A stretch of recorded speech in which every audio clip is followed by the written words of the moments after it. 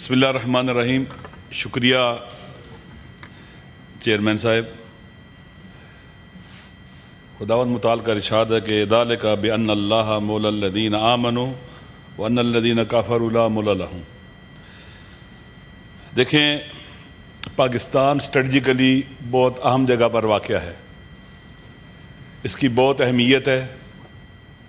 अरबों इंसानों की कनेक्टिविटी का हब है, एक चौक की तरह है, चौराहे की तरह है।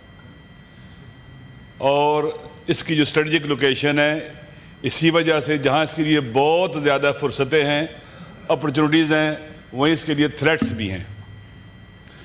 और थ्रेट्स के हवाले से हम फैक्ट्स मौजूद हैं हमारे पास कि उसके लिए किसी दलील की और ज़रूरत नहीं है कि पाकिस्तान दो नीम हुआ।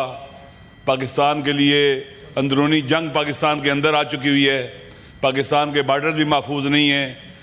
तो अक्लमंद कौमें, बाशऊर कौमें, स्ट्रेटजिक थिंकिंग रखने वाले अफराद और लीडरशिप और स्ट्रेटजिक डिसीजन मेकिंग करने वाले अफराद और लीडरशिप, वही इन थ्रेट्स को अपॉर्चुनिटीज़ में बदलते हैं। पाकिस्तान ने गुज़श्ता कई दहाइयों में ऐसे फ़ैसले किए जो पाकिस्तान की कौमी सलामती के ख़िलाफ़ भी थे और पाकिस्तान के कौमी मफादात के ख़िलाफ़ भी थे।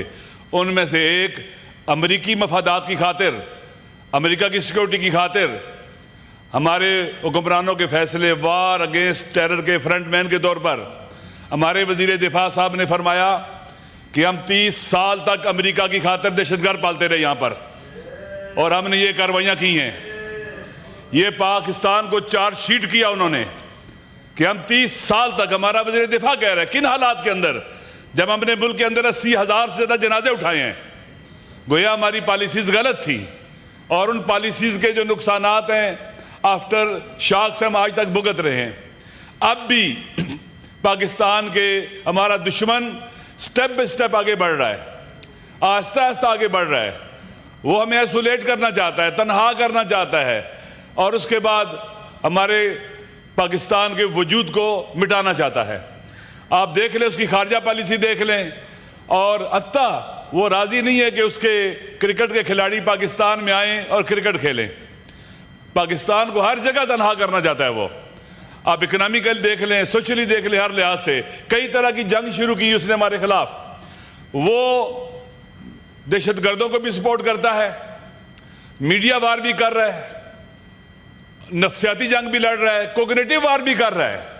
हमारे अजहान को तस्खीर करके उन्हें अपना सिपाही बना रहा है। मुकाबले में हम क्या कर रहे हैं? पीकॉक ला रहे हैं, हम अपनी मीडिया का गला घोंट रहे हैं। वो चाहता है कि अपने लोगों को मुंसजिम करे, इकट्ठा करे, इंतहा पसंदी की तरफ लेके जाता है, मुसलमानों को भी नुकसान पहुंचा रहा है, पॉपुलर गवर्नमेंट बना रहा है, वहां का सिस्टम अपने पॉपुलर लीडरशिप को संभाल रहा है। और हम पाकिस्तान के अंदर आप देख लें, मोदी की खारजा पॉलिसी आप दुनिया के सामने है कि किस किस मुल्क ने उसकी हिमायत की है, उसका साथ देने की कोशिश की है, और हम कहाँ खड़े हैं? हमारी फॉरेन पॉलिसी किधर है? डिप्लोमेसी किधर है? मीडिया वार किधर है? यही पार्लियामेंट है। हम यहाँ बैठे हैं, यहाँ वज़ीर दिफा को आना चाहिए था, हमें हकायक बतलाने चाहिए थे क्या सूरत हाल है, ताकि हम अपने वतन को डिफेंड कर सकें। हम जो बातें लें मीडिया से लें। ये पार्लियामेंट किसके लिए है? सेक्रेटरी डिफेंस को आना चाहिए था, हमारे जो बाकी हुकूमत के लोग हैं उनको आना चाहिए था। देखें, कौम के इंसजाम बहुत उठी है दुश्मन के मुकाबले में। जो कौमें मुंतशिर होती हैं, जो घर मुंतशिर होते हैं, बाहर के दुश्मन उन्हें आसानी से ख़त्म कर सकते हैं। इस वक्त पाकिस्तान के वहाँ में दाखिली इंतशार है, बहुत ज़्यादा इंतशार है। आप देखें सिंध के अंदर क्या सूरत हाल है, वहाँ स्कूलों के बच्चे और कॉलेजों के बच्चे भी एहतजाज कर रहे हैं, बाहर बैठे हुए हैं। बलूचिस्तान की सूरत हाल आपके सामने है, KPK आपके सामने है, GB के अंदर लोग मिनरल की वजह से घरों से बाहर निकले धरने दे रहे हैं। एक तरफ ये सूरत हाल है, पंजाब के अंदर आप देख लें क्या सूरत हाल है। मुल्क के अंदर वहदत की ज़रूरत है, वतन के बेटों को इकट्ठा करने की ज़रूरत है। आए, गुज़श्ता गुनाहों की माफ़ी मांगे, तौबा करें खुदा की बारगाह में। और जो आप जो है असल मौजू पे आ रही है, असल मौजू है, प्लीज बोलने दें। वज़ीर दिफा के यही मौजू है, वतन का मौजू है, पाकिस्तान का मौजू है, इसकी मुश्किलात का मौजू है। इसलिए जो पॉपुलर लीडरशिप है, इमरान खान को बाहर निकालें जेल से, मोदी को वही मुकाबला कर सकता है, पाकिस्तान के अंदर भी और पाकिस्तान के बाहर भी। वो पाकिस्तान के लिए अल्लाह की नेमत है। उसे बाहर निकालें।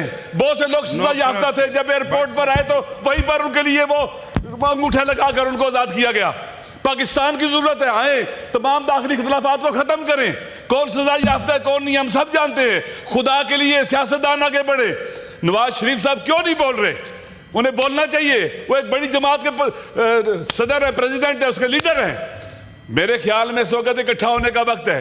ये पार्लियामेंट इकट्ठी हो, सेनेट इकट्ठे हो, हम सारे इकट्ठे हो पाकिस्तान की खातिर। पाकिस्तान को बचाने का वक्त है। हमारा दुश्मन हमारे पर ऐसे यलगार किए हुए जैसे समझता है कि यहाँ कुछ है ही नहीं है उसके मुकाबले में। इसलिए ज़रूरी है कि हम आए, कौम को इकट्ठा करें, अल्लाह पर एतमाद करें, अल्लाह पर तवक्कुल करें। अमेरिका और उसके हवारियों की साजिशी जो स्ट्रेटजीज़ से बाहर निकलें, पाकिस्तान को देखें, पाकिस्तान का सोचें। हम आज तक अमेरिका के आगे लेटे हुए थे। अमेरिका के जब भी नेशनल इंटरेस्ट का किसी दूसरे मुल्क के नेशनल इंटरेस्ट से कंट्राडिक्शन पैदा हो जाए तो अपने नेशनल इंटरेस्ट को, अपनी कौमी सलामती को तरजीह देता है। पाकिस्तान तबाह हुआ अमेरिका के साथ खड़ा होकर, पाकिस्तान तबाह हुआ चुप रहकर।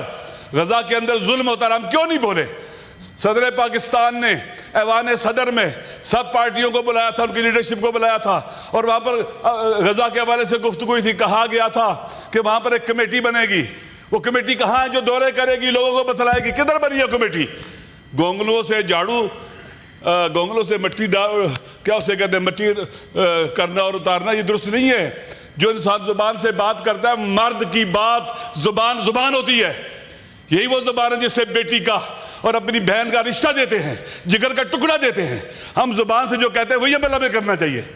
हमें इकट्ठा होना होगा, पार्लियामेंट को अनबोर्ड लेना होगा, बावकार पार्लियामेंट को वकार देना होगा। हम सब ने फैसले करने होंगे। वल्लाह बखुदा हम 24-25 करोड़ हैं। इंडिया, मोदी हमारा बाल भी बिका नहीं कर सकता। शर्त यह है कि पाकिस्तान के बाम को इकट्ठा किया जाए।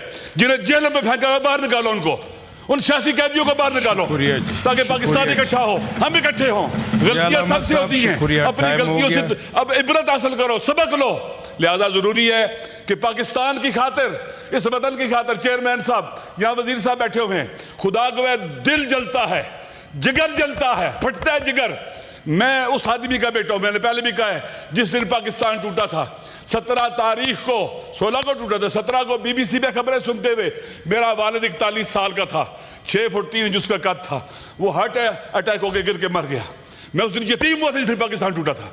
हमारी जान, माल, नामूस सब फिदा अपने वतन के ऊपर। लेकिन उस लड़ने का कोई तरीका होता है, मुकाबला करने का तरीका होता है, खाली बातें नहीं होती हैं। आप सब कैदियों को बाहर निकालें जो बेगुनाह कैदी हैं। आप वतन के बेटों के दरमियान सिंध के मसले को हल करें, बलूचिस्तान के लोगों को अंगेज करें, उनकी औरतों को बाहर निकालें जिनको पकड़ा हुआ है, GB के लोगों को नाराज ना करें मजीद। और इस तरह से हम इकट्ठे हो जाएंगे, पाकिस्तान के बेटे इकट्ठे होंगे। वल्लाह बखुदा हम सब इख्तलाफात रखने के बावजूद पाकिस्तान की खातिर इकट्ठे हैं, वतन की खातिर इकट्ठे हैं, बादल वतन की खातिर इकट्ठे हैं, इसकी नामूस की खातिर इकट्ठे हैं। शुक्रिया। हम मर जाएंगे पीछे नहीं हटेंगे।